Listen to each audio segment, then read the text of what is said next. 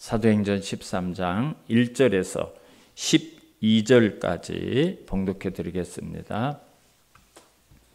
안디옥 교회의 선지자들과 교사들이 있으니 곧 바나바와 니게르라 하는 시므온과 구레네 사람 루기오와 본붕왕 헤롯의 젖동생 마나엔과 및 사울이라. 주를 섬겨 금식할 때 성령이 이르시되 내가 불러 시키는 일을 위하여 바나바와 사울을 따로 세우라 하시니 이에 금식하며 기도하고 두 사람에게 안수하여 보내니라. 두 사람이 성령의 보내심을 받아 실루기아에 내려가 거기서 배를 타고 구브로에 가서 살라미에 이르러 하나님의 말씀을 유대인의 여러 회당에서 전할세 요한을 수행원으로 두었더라. 온 섬 가운데로 지나서 바보에 이르러 바예수라 하는 유대인 거짓 선지자인 마술사를 만나니 그가 총독 서기오 바울과 함께 있으니 서기오 바울은 지혜 있는 사람이라. 바나바와 사울을 불러 하나님의 말씀을 듣고자 하더라. 이 마술사 엘루마는 이 이름을 번역하면 마술사라. 그들을 대적하여 총독으로 믿지 못하게 힘쓰니 바울이라고 하는 사울이 성령이 충만하여 그를 주목하고 이르되 모든 거짓과 악행이 가득한 자요 마귀의 자식이요 모든 자의 원수요 주의 바른 길을 굽게 하기를 그치지 아니하겠느냐. 보라 이제 주의 손이 내 위에 있으니 내가 맹인이 되어 얼마 동안 해를 보지 못하리라 하니 즉시 안개와 어둠이 그를 덮어 인도할 사람을 두루 구하는지라. 이에 총독이 그렇게 된 것을 보고 믿으며 주의 가르치심을 놀랍게 여기니라. 아멘. 할렐루야. 이 땅에 교회가 세워지는 것을 대적하고 박해했던 대표적인 세력이 헤롯이었어요. 헤롯.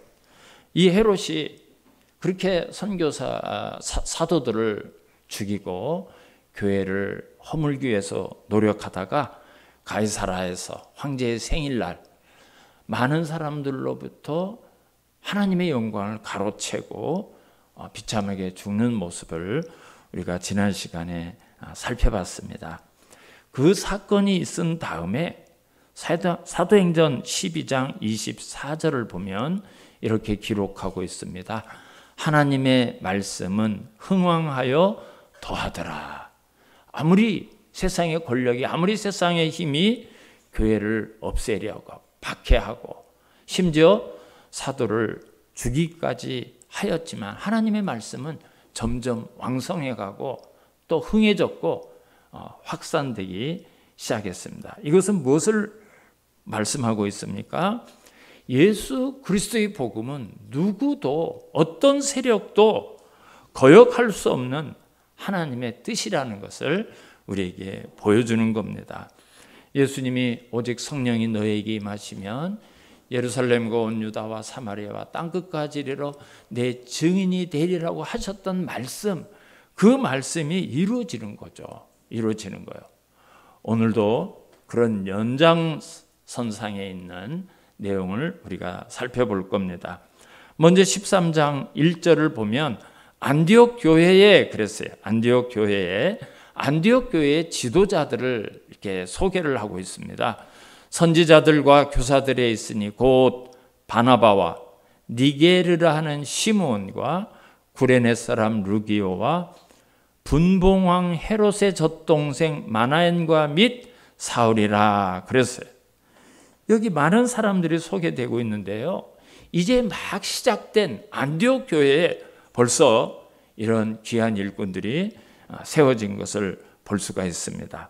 첫 번째 바나바가 나왔어요. 바나바 앞에서 여러 번 등장했던 인물입니다. 그리고 이제 마지막으로 사울이 나왔습니다. 여기서 바나바를 제일 먼저 소개한 것은 바나바가 안디옥 교회의 가장 중심되는 지도자라는 거예요. 오늘날로 말하면 담임 목사님이 바로 이제 안디옥 교회의 바나바예요. 바나바가 담임 목사입니다. 그리고 사울은 바울을 말하는 거죠. 이 사울을 제일 마지막에 소개를 하고 있습니다. 왜 그런가 하면 사울은 아직 못 믿어요. 사람들이 신임을 못해요. 사울이 어떤 사람이었습니까? 스데반을 죽이는데 동조를 했고, 또 예수 믿는 사람을 체포하기 위해서 정부로부터 체포영장을 발급받아서 저 외국 땅 다메섹까지 예수 믿는 사람을 체포하러 갔던 인물이 바나바예요. 그가 예수를 만나고 이제 예수를 믿는다고 얘기하고 있지만 저게 진짠가? 저게 가짠가? 지금 우리를 교회를 없애려고 쇼를 하는 것은 아닐까? 전부 다 그렇게 바라보고 있는 거예요. 그래서 교회에 등록을 하고 일꾼이 되었지만 별다른 일을 맡기지 않고 이제 그저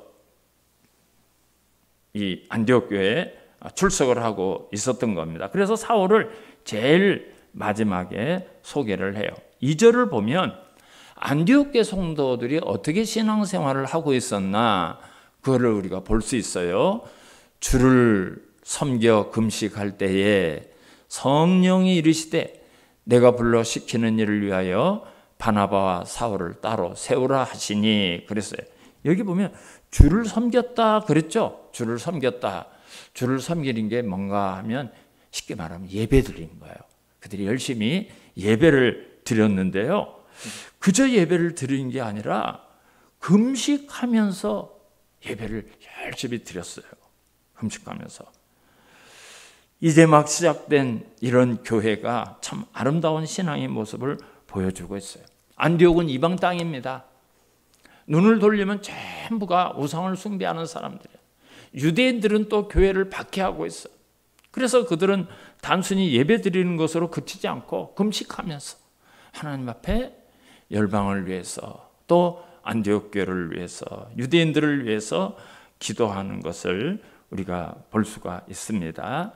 그때 성령님이 그들 가운데 예배하는 가운데 임재하셔서 그들에게 말씀을 하셔요. 주를 섬겨 금식할 때 성령이 이르시되 내가 불러 시키는 일을 위하여 바나바와 바울을 따로 세우라 이런 말씀을 주십니다. 그러니까 바나바와 사울의 이름을 꼭 지명을 하시면서 그들을 선교사로 세워서 파송하라고 말씀하신 거예요. 선교사로 파송하라. 이제 세워진 교회인데 그리고 바나바는 이 개척한 개척교회 담임 목사예요. 기둥과 같은 사람입니다. 그 목사님을 빼가지고 선교사로 파송해래. 안디옥 교회는 어떡하라고? 여기에 중요한 하나님의 메시지가 있어요. 여러분, 교회의 머리는 절대 사람이 될 수가 없어요. 하나님이셔요. 하나님의 교회, 하나님의 교회. 그래서 교회라는 공동체는 사람의 영향력 때문에 막 좌로 우로 흔들려서는 안 됩니다. 만약에 사람의 영향력에 따라서 교회가 무너지고 교회가 흔들리다면 그 교회는 건강한 교회가 아니에요. 하나님이 안디옥 교회에서 가장 핵심 지도자라고 할 수 있는 바나바를 뺀 이유가 여기에 있는 거예요. 모든 사람들이 바나바 선생님 다 그러고 있는데 하나님이 그 바나바를 빼는 거예요.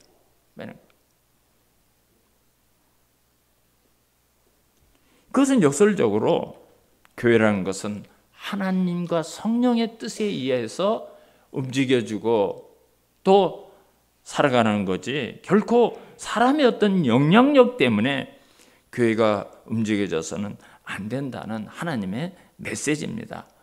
또 사도 바울은 사실 안디옥 교회 입장에서 보면 이건 참 일을 맡기기도 뭐하고 안 맡기기도 뭐하고 애매한 위치였어요. 아주 미미한 존재예요. 차라리 없으면 좋겠다. 저 사람. 그렇게 생각하는 사람들이 많은 사람이 바로 사울입니다. 그 속셈을 모르거든. 아직도 속셈. 여러분, 그러니까 그 전에 어떤 일을 했는가 그것이 이렇게 오랫동안 남는 거예요. 우리가 전과자를 보면 막 조심하죠. 또 그 일을 저지를 것 같죠. 그런 것처럼 아직 검증이 안 된 상태예요. 그런데 하나님이 바나바와 함께 이 사울을 딱 지명해서 그들을 선교사로 파송하라 이렇게 말씀했어요.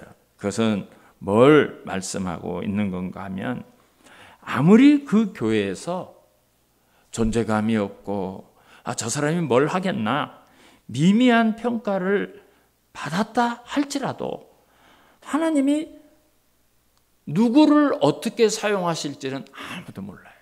아무도 몰라요. 이건 박세영이 담임 목사라고 박세영만 하나님이 사용하신 줄 아십니까? 아닙니다. 여기 계신 분 중에 누구를 어떻게 귀하게 사용하실지 그건 아무도 모르는 거예요. 이제 바나바와 사울을 택해서 둘이 짝을 맞춰서 이제 하나님이 드디어 이방을 향해서 시작하는 이 선교의 첫걸음을 성령님께서 그 두 사람을 딱 지명해서 교회에서 그들을 택해서 안수해서 보내라 이 명령을 하신 것은 하나님이 하신다는 것을 보여주시는 거예요.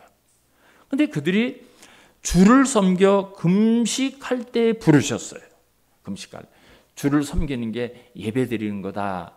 예배 드리고 드리는 것을 이렇게 표현한다고 말씀을 드렸어요. 여러분 교회 공동체에서 가장 중요한 정말 핵심적인 가치 절대 소홀히 해서 안 되는 그게 교회는 예배하는 공동체입니다. 예배를 소중하게 여기셔야 돼요. 어떤 것도 예배보다 우선할 수는 없습니다. 여러분 우리 믿음의 선배들이 정말 생명을 바쳐가면서 예배당에 나가면 체포가 되고 순교되고 많은 고통을 당한다는 걸 알면서도 이 예배를 지켜와서 한국교회가 우리 기독교가 여기까지 오게 된 겁니다. 그래서 예배라는 것은 하나님께 드려지는 것이고 하나님께만 집중하는 게 예배예요. 예배가 뭔가를 우리가 좀 잘 아셔야 됩니다. 그런데 금식할 때 그랬어요. 금식할 때 우리가 밥을 안 먹으면 힘이 없죠. 굶으면 힘이 없어요. 한 끼 두 끼 굶으면 힘이 없어요. 그래 우리가 바깥에서 음식이 들어가는 것은 우리의 육체의 힘을 위해서 우리가 어떤 힘을 쓰기 위해서 그 음식을 섭취하는 거예요. 그런데 음식을 끊었다는 것은 하나님께만 집중하겠다는 거예요.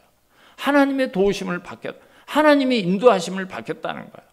그러니까 오직 하나님의 뜻을 분별하고 하나님께 집중하고 하나님과의 관계에서 뭔가 이루기 위해서 금식을 하는 겁니다. 안디옥 교회는 어떤 중요한 일을 결정해야 되는데 그 결정을 또 어떻게 했는가? 오늘 3절 말씀을 한번 볼까요? 하나님이 이제 바울과 사울을 따로 세우라 그렇게 말씀했더니 교회가 어떻게 하는가? 3절을 보십시오. 이에 하나님이 말씀하셔서 금식하며 기도하고 두 사람에게 안수하여 보내니라. 그래서 금식하며 기도했다 그랬어요. 어떤 목적 앞에서, 어떤 사명 앞에서, 어떤 해야 될 일 앞에서 교회가 한 일은 금식하고 기도했어요. 사랑하는 성도 여러분, 이것이 우리 성도들의 삶의 원리가 돼야 되고 교회의 모습이 돼야 됩니다. 어떤 문제 앞에서 정말 하나님 앞에 모든 것을 맡기고 하나님을 전적으로 의지하면서 기도하면서 그렇게 해야 돼요. 3절에 그래서 보내니라 그랬어요. 보내니라. 이건 안디옥 교회가 파송한 것 같지만 성령님이 보내는 거예요. 이건 성령님이 말씀하시고 성령님이 그 사람을 지명하고 성령님이 보내라 그래요. 성령님이 보내는 거예요. 성령님이. 마찬가지로 선교사를 파송하고 전도자를 보내고 교회에서 어떤 목적을 가지고 어떤 일을 시작하는 것은 다 성령이 하시는 거예요. 그러니까 바나바와 이 사울의 선교 사역이 바로 성령님이 시작한 거고 성령님이 명령하신 거고 성령님이 함께 하는 거예요. 그러니까 사람의 일로 생각하시면 안 되는 겁니다. 모든 영혼의 구원을 위해서 작정한 분이 하나님이에요. 하나님이 그 계획하신 거예요. 그러니까 그 일을 하시는 분도 하나님이 영신 성령님이 하시는 거예요. 그래서 교회는 성령님이 일하시는 것을 민감히 들여다보고 거기에 순종하고 적극적으로 참여할 수가 있어야 돼요. 그것이 교회의 할 일입니다. 교회가 해야 될 일이 그래요. 사실 이 사울은 지금 안디옥 교회 성도들이 긴가민가 하고 있지만 이미 우리가 사도행전 9장 15절을 보면 하나님이 이 사울을 향한 계획이 있다고 말씀하셨어요. 하나님이 아나니아에게 야, 지금 어디 가면 사울이라는 사람이 있는데 눈을 못 보고 있다. 네가 가서 기도해라. 무슨 소리 하십니까? 그 사람은 우리 교회를 핍박하는 사람입니다. 안 갑니다. 그렇게 얘기했을 때 사도행전 9장 15절을 보면 주께서 이르시되 가라. 이 사람은 내 이름을 이방인과 임금들과 이스라엘 자손들에게 전하기 위하여 택한 나의 그릇이라 그랬어요. 사울은 몰랐지만, 많은 성도들은 몰랐지만 하나님은 만세전에 사울을 택하셔서 사울을 통해서 위대한 선교의 사역을 수행할 수 있도록 하나님이 때에 부른 거예요. 그러니까 여러분, 저와 여러분도 마찬가지예요. 내가 하나님의 일을 어떻게 하겠나? 내가 하나님 앞에 이렇게 쓰임을 받겠나? 그렇지 않습니다. 사울은 단 1도 예수 그리스도의 복음을 위해서 쓰임 받는다는 생각을 본인 자신도 하지도 못했고요. 주변에 누구도 그렇게 생각하지 못했어요. 그러니까 사울이 예수 믿는 사람을 체포하고 죽이고 그런 일에 앞장서서 했던 사람이에요. 그런데 하나님은 사울이 어떻게 하든지 말든지 이미 사울을 향한 하나님의 계획이 있었어요.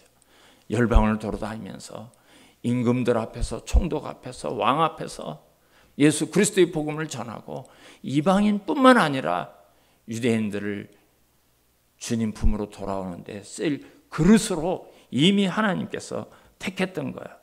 이것이 사울에게 계획된 하나님의 목적이고 우리들에게도 하나님은 그런 뜻이 다 있어서 저와 여러분을 구원하고 부르신 겁니다. 우리가 성경을 읽으면서 사울은 특별하기 때문에, 다윗은 특별하기 때문에, 아브라함은 특별했기 때문에 그래서 하나님이 들어서 사용했다. 그 사람의 어떤 장점, 그 사람이 있는 어떤 능력 때문에 하나님이 사용했다고 생각하는데요. 절대 그렇지 않아요. 여러분, 성경은 위인전이 아니에요. 위인전이 아니에요. 절대 그렇지 않습니다. 하나님이 오늘 바나바와 사울을 선교사로 불러서 보내신 것이 그들에게 어떤 근거가 있고 보낼 만한 어떤 그들에게 어떤 좋은 조건이 있어서 부른 것도 아닙니다. 우리 부르는 것도 마찬가지예요. 우리가 정말 세상 사람보다 구별되고 세상 사람들에게 없는 놀라운 신앙이 있고 그래서 부른 거 아니에요. 하나님의 지혜로 하나님의 작정하심 가운데 우리를 택해서 불러주신 거예요. 그렇게 세움을 받은 두 사람이 이제 교회에서 출발을 했어요. 파송을 받았어요. 그래서 어디로 먼저 갔는가? 4절을 한번 이제 1차 전도 여행이 시작이 되었어요. 4절을 보겠습니다. 두 사람이 교회에 보내심을 받아 그러지 않았죠, 그죠? 여기 보면 성령의 보내심을 받아 실루기아에 내려가 거기서 배를 타고 구브로에 가서 구브로라는 곳을 갔어요. 구브로라는 것은 섬이에요. 섬인데 지금 우리가 이제 지도를 보면 키프로스라는 곳이 있어요. 터키 앞바다에 키프로스라는 섬인데 그게 키프로스 공화국입니다. 커요, 섬이. 제가 이렇게 면적을 이렇게 계산해 보니까 제주도의 딱 5배더라고, 크기가. 키프로스 공화국이에요. 지금은 그곳으로 이제 도착을 했어요. 그런데 이 구브로가 사실은 바나바의 고향입니다. 하나님이, 성령님이 바나바의 고향으로 먼저 인도를 한 거예요. 제일 먼저 그곳으로 파송을 한 거예요.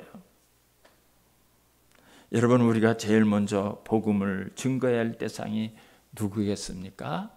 우리 가족이죠. 우리 가족. 안 믿는 부모님, 안 믿는 남편과 아내, 안 믿는 자식, 안 믿는 형제들. 제일 먼저 복음을 전할 대상이 우리 가족이에요. 예수님이 뭐라고 말씀했어요? 복음을 온 예루살렘과 온 유대와 사마리아와 땅끝까지 이르러 내 증인이 되라. 순서가 뭐죠? 예루살렘. 그 성도들이 모여있는 예루살렘에 있는 내 형제 자매들에게, 그리고 나라, 그 유대, 그리고 바로 잃어버린 동포들 사마리아, 그리고 땅끝까지예요. 순서가 땅끝까지. 바나바는 자기 고향인 구브로에 도착해서 안식일이 되면 안식일 날마다 유대인 성인 남자 10명만 있으면 회당을 만들어서 반드시 거기에서 유대인들은 안식일을 지켰어요. 말씀을 강론하고 들어. 그러니까 이 구브로에 도착해서 이제 쭉쭉 올라가면서 그 회당, 안식일마다 회당을 가서 여러분 예수 그리스도를 우리를 위해서 오셨고 그분은 십자가에서 못 박혀 죽으셨지만 우리를 위해서 대속의 죽음을 죽으셨지만 3일 만에 부활하시고 그분을 믿어야 구원을 받습니다. 이 복음을 전하기를 시작을 했습니다. 그래서 살라미에 이르러 하나님의 말씀을 유대인의 회당에서 전할세 그랬어요. 많은 유대인들이 있지만 그 유대인들이 예수 그리스도를 모르고 살아가는 거예요. 아직도 영안이 어두워서 누가 가르쳐주는 사람도 없고 그 율법을 지킴으로 구원받겠다고 율법만 붙들고 살아가는 그 절망 가운데 있는 그 정말 마치 맹인과 같은 그런 형제자매들, 그 유대인들을 향해서 먼저 예수 그리스도의 복음을 증거를 하고 있었어요. 근데 6절 말씀을 보시면 온 섬 가운데로 지나서, 그러니까 그 섬을 차례차례로 회당을 통과를 해서 어디에 도착을 했는가 하면 바보에 이르러 바 예수라 하는 유대인 거짓 선지자인 마술사를 만나니, 바보라는 곳에, 사람 바보 그 얘기를 하는 게 지명이 바보예요. 그 바보라는 이 제일 처음에 도착한 것이 이제 동쪽 끝인데 쭉 이렇게 통과를 해서 제일 서쪽 끝에 있는 바보라는 곳에 이제 도착을 했어요. 근데 그곳에 도착을 해보니까 거짓 선지자가 하나 있어요. 거짓 선지자. 바예수라는 이름을 가진, 바라는 뜻이 아들이라는 뜻이에요. 그러니까 자기가 예수의 아들이래요. 바예수라고 이름을 가진 박수가 있어요. 박수가 혹시 뭔지 아세요? 남자 무당을 박수무당이라고 그래요. 무당이 보통 여자잖아요. 그래서 이제 남자 무당을 박수라고, 박수무당이 남자 무당이에요. 박수무당이라는 영화도 있어. 우리나라 영화도 있는 것 같아요. 남자 무당을 얘기해요. 그래서 이 박수가 하는 일이, 이 박수무당이 하는 일이 뭔가 하면 마술이나 주술을 통해서 어떤 병을 치료할 수 있다고 주장을 하기도 하고 점을 쳐요. 그런데 오늘 성경을 보면 이 바예수를 유대인 거짓 선지자다 이렇게 얘기를 하고 있어요. 이 말이 무슨 말인가 하면 자기가 하나님으로부터 능력을 받아서 점을 치고 병을 고치고 하나님께서 나를 이곳에 보냈고 나는 하나님과 늘 교통한다 이렇게 얘기하는 거예요. 이단 보면 가끔 그런 게 있죠. 뭐 매일매일 하나님으로부터 음성을 듣고 자기가 활동한다 뭐 그런 이단들이 있는데, 그것처럼 자기가 하나님의 선지자라고 속여서 그렇게 활동을 하고 있었던 거예요. 그런데 문제가 뭔가 하면 7절 말씀을 보면 그가, 이 거짓 선지자인 마술사가 총독 서기오 바울과 함께 있으니, 그 당시에 이 구브로 섬의 총독의 이름이 서기오 바울이에요. 이름이 또 바울이라는 이름이 들어가네요. 서기오 바울은 지혜 있는 사람이라 바나바와 사울을 불러 하나님의 말씀을 듣고자 하더라 그랬어요. 당시에 로마 황제라든지 총독이라든지 고위직에 있는 사람들은요, 전속 자기가 정말 신이 많은 점쟁이들이 항상 있었어요. 점쟁이들이. 그래서 황제도 전쟁을 나가기 전에 그 마술사를 불러요. 점쟁이를 불러요. 내가 이번에 어디하고 전쟁을 하려고 하는데 점괘가 어떤가 한번 봐라. 지금 참 안 좋습니다. 조금 뒤로 미루십시오. 뭐 누구를 데리고 가십시오. 전투를 동쪽에서 하지 말고 서쪽에서 하십시오. 이렇게 항상 황제라든지 그런 장군이나 높은 사람들은 전속 점쟁이가 있었어요. 그 당시에. 그러니까 느부갓네살 왕도 그런 점쟁이들을 불러서 자기의 꿈을 해석하라 하고, 또 애굽의 바로 왕도 그러지 않습니까? 그게 항상 그렇게 되어 있어요. 여기 총독도 전속 점쟁이를 하나 뒀는데 이게 바예수라는 거짓 선지자였습니다. 여러분 우리나라도 그래요. 우리나라도 정치인들이 안 그런 척하지만요, 우리 정치인들, 대기업의 회장 이런 사람들이 전속 점쟁이들이 많이 있어요. 그래서 뭐 투표를 앞두고 이번에 내가 어느 지역으로 출마를 해야 되느냐, 어느 당에 붙어야 되느냐, 누구 밑으로 들어가야 되느냐, 이번엔 누가 당선될 것 같으냐, 내가 줄을 잡아야 되는데 어떤 줄을 잡아야 되느냐. 여러분 점쟁이 집에 늘 그때가 되면 왔다 갔다 해요. 돈보살에 싸도. 기업인들도 그런데요. 기업인들도 어떤 사업을 내가 구미에서 하는 게 좋겠냐, 파주에서 하면 좋겠냐, 막 이런 거를 물어보고 그런답니다. 그런데요, 그 예수 없는 사람들을 그렇게 사는 거예요. 예수 없는 사람들은 뭔가 의지해야 되는데 이 진리에 어두우니까, 영적인 어둠이 있으니까 그렇게라도 뭐 답을 얻고 싶어서 그렇게 하는 거예요. 세상에 흘러가는 모습이 여러분 그런 겁니다. 근데 오늘 본문을 보면 이 서기오 총독을 뭐라고 그랬죠? 지혜 있는 사람이라 그랬어요. 서기오 바울이라는 총독, 지혜 있는 사람이라. 이제 정보를 이렇게 듣는데 어떤 정보가 들어오는가 하면, 지금 육지로부터 전화가 왔습니다. 육지로부터 전화가 왔는데 전화를 받으십시오. 그렇게 한 건 아니고, 육지로부터 정보가 들어왔는데 뭐 바나바와 바울이라는 사람과 몇 사람이 들어와 가지고 지금까지 우리가 들어보지 못했던 이상한 이야기를 합니다. 무슨 얘기인데? 예수를 믿어야 구원을 받는답니다. 그 예수는 하나님인데 그 예수가 이 땅에 와서 모든 사람의 죄를 지고 대신 십자가에서 죽었는데 3일 만에 부활했답니다. 이런 소식이 들려오는 거예요. 그러니까 이 서기오 바울이 왜 지혜 있는 사람인가? 지금까지 들었던 철학과 지금까지 우리가 들었던 신앙과 점쟁이들이 하는 말과 다르네. 나도 한번 그 이야기를 들어봐야 되겠다. 여봐라, 바울과 그 바나바라는 사람을 불러라. 여러분 이렇게 된 거예요. 지혜롭다는 게 그거예요. 지혜롭다는 게. 근데 이 사람이 세상에 지금까지 가졌던 것은 이 점쟁이를 통해서 자기도 뭔가 잘하고 싶어서 그런 거죠. 그죠? 내가 어떤 일을 하고 통치를 해야 될 때 이 점쟁이를 통해서 늘, 내가 이 일을 하려고 하는데 이걸 하면 어떻겠나. 좀 조언을 해줘. 점괘를 봐줘. 뭔가 자기가 독불장군으로 하지 않고 의지하고 하려는 그런 게 있었지만 그것이 말도 안 되는 거짓이었고 그 인생의 한계가 거기에. 그래서 이 사람은 서기오 바울은 지혜 있는 사람이라 바나바와 바울을 불러 하나님의 말씀을 듣고자 하더라. 사랑하는 성도 여러분, 이 서기오 바울뿐만 아니라 사실은 이 땅에 살아가는 많은 사람들이 이런 생명력 있는 복음, 무언가 나를 구원할 수 있는 그 말씀, 진리의 말씀에 목말라 있습니다. 많은 사람들이 사실은 그래요. 많은 사람들이. 우리가 그들의 내막을 몰라서 그래요.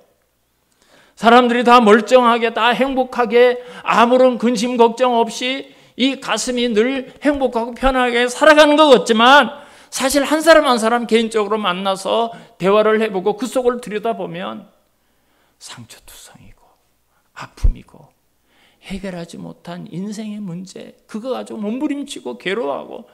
여러분 밖에 있는 사람들이 다 그래요. 다 그래요.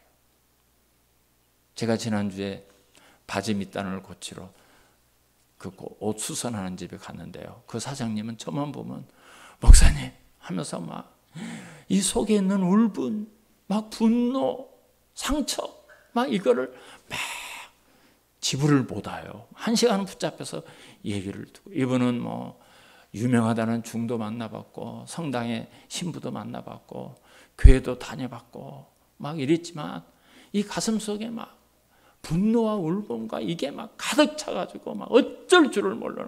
뭐 자기 자신을 컨트롤하지 못해. 저만 가면 붙들고 막 쏟아놓고. 안 그런 사람 없어요. 사장님만 그런 거 아니에요. 그래서 예수가 필요한 겁니다. 그래서 예수를 믿어야 되는 거예요. 많은 사람들이 그래요. 세상 사람들이 다 그래요. 그런데 8절을 한번 보겠습니다. 이제 이 총독이 그 바울과 사울을 좀 불러와라. 내가 그 말을 좀 들어봐야 되겠다.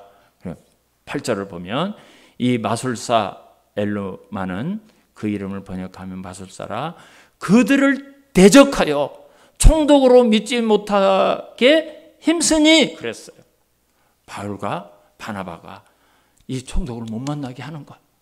막 방해를 하는 거야. 총독에게 거짓으로 이야기해서 그 사람을 만나지 못하게 막 하는 거야. 여러분 이게 마땅한 거예요. 왜 그렇습니까? 사탄에게 붙잡혀 있거든요. 이 마술사가. 사탄에게 붙잡혀. 이 사탄이 이 구브로 섬에 이 최고 책임자인 서기오 바울 총독에게 복음이 전해진다는 게 깜짝 놀라는 거야. 이거는 무슨 수와 무슨 방법을 써야 돼도 다 막아야 된다.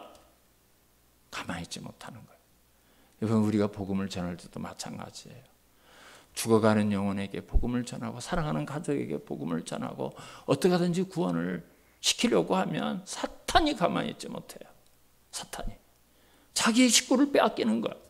자기의 가족을 빼앗기는 거야.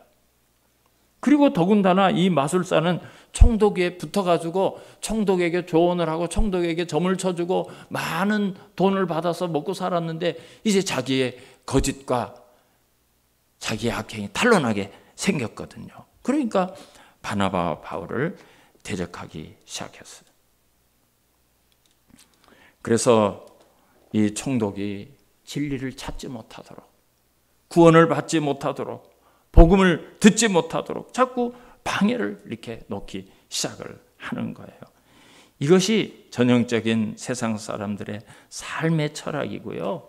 세상 사람들이 살아가는 모습입니다. 세상 사람들의 목적은 자기의 이익, 자기의 어떤 탐욕을 위해서 많은 사람들이 사실은 살아가는 거예요. 겉은 그럴듯하게 포장을 하지만 그 안에 들어가면 다 그래요. 이것이 하나님이 기뻐하시는 것이다. 이것이 진리다. 이것이 선이다. 이 사람을 구원해야 된다. 여러분 그런 거에 관심 없습니다. 내가 얼마나 이익을 받을까? 나에게 어떤 재물적인 이익이 있을까? 나는 손해보지 않아야 되는데 그게 중요하지. 저 사람이 구원을 받고 저 사람이 진리를 만나고 이거는 하나님이 기뻐 아니고 이게 선이고 여러분 그렇지 않아요. 정치를 돌아가는 거 보세요. 세상에 돌아가는 모습을 보세요. 그렇지 않습니까? 그것뿐이에요. 세상 사람은 그것뿐이에요. 그래서 총독이 복음을 듣지 못하도록 자꾸 방해를 하는 거예요. 복음을 들으면 큰일 나거든요. 복음에는 능력이 있거든요. 복음은 역사하거든요. 말씀이 살아있거든요. 우리가 잘 아는 로마서 10장 17절을 보면 이렇게 말하고 있습니다. 그러므로 믿음은 들음에서 나며 들으면 믿음이 생기는 거예요. 하나님의 말씀을 들으면 믿음이 생기는 거예요. 하나님의 말씀은 살아있고 능력이 있기 때문에 사람을 살리는 거예요. 들음은 그리스도의 말씀으로 말미암았느니라. 예수 그리스도의 말씀은 이런 능력이 있어요. 예수 그리스도의 말씀을 들려줘야 돼요. 들어야 돼요. 그런데 사탄은 기겁을 하는 거야. 큰일 났다. 어떻게 하든 총독이 이 말씀을 안 들어야 되고 이 구브로의 섬 사람들이 이 말씀을 안 들어야 된다. 성도들에게도 마찬가지예요. 사탄은 성도들이 하나님의 말씀을 사랑하고 그 말씀을 들으려고 모든 수단과 방법을 다 동원해서 막아요. 어떻게 하든지 그걸 막으려. 왜? 은혜 받거든. 구원 받거든. 새 생명을 얻거든. 그걸 사탄은 못 견디는 거예요. 그래서 막 사탄이 가만두지 못했어요. 이제 오늘의 결론입니다. 9절하고 10절을 제가 읽어드리겠습니다.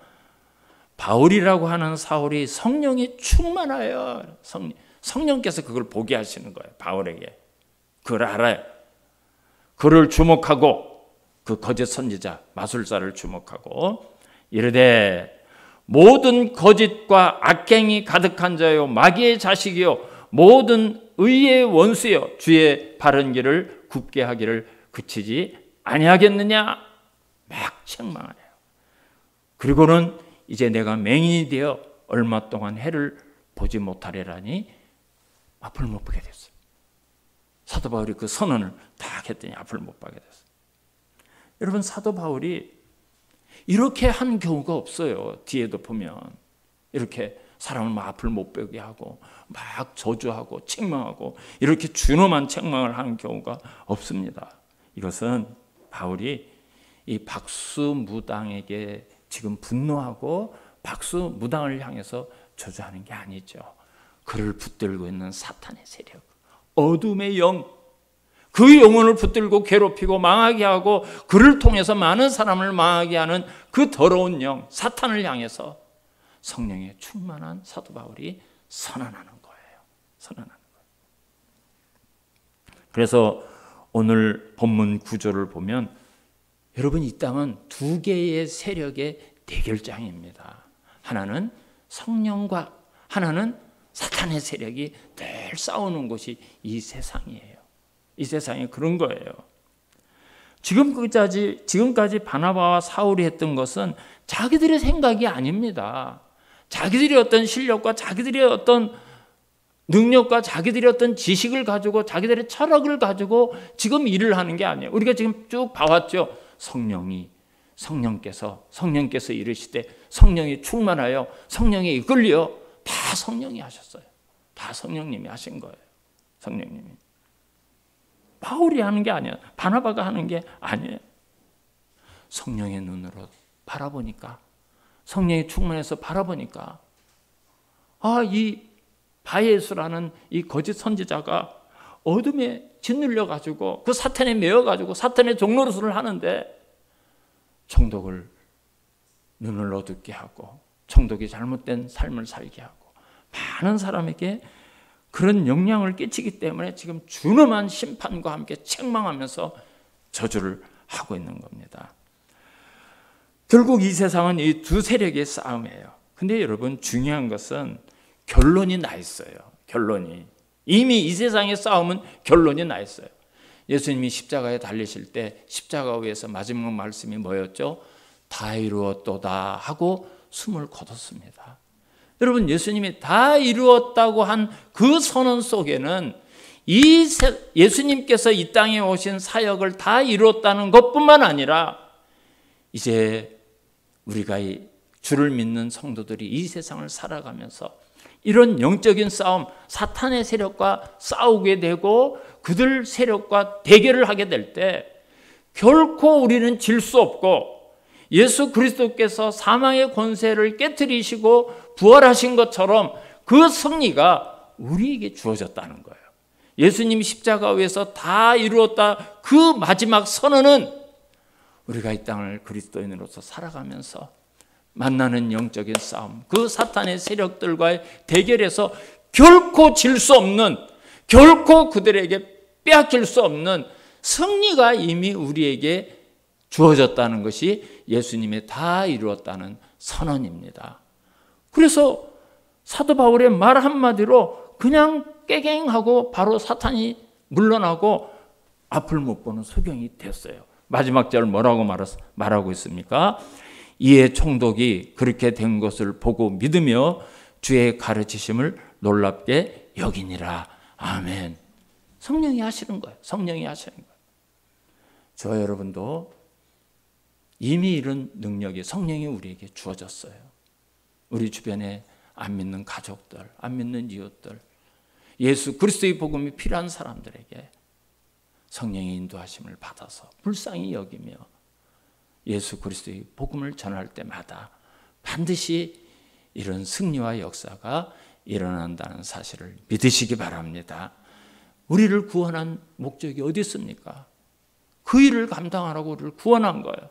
저와 여러분이 이제 이 생명의 말씀, 복음, 이미 예수님이 다 이루었다고 선언한 그 승리의 성령의 능력을 가지고 믿지 않는 가족들에게, 영혼들에게 그리스도의 복음을 증거하고 선포하면서 살아갈 수 있기를 주님의 이름으로 축원합니다.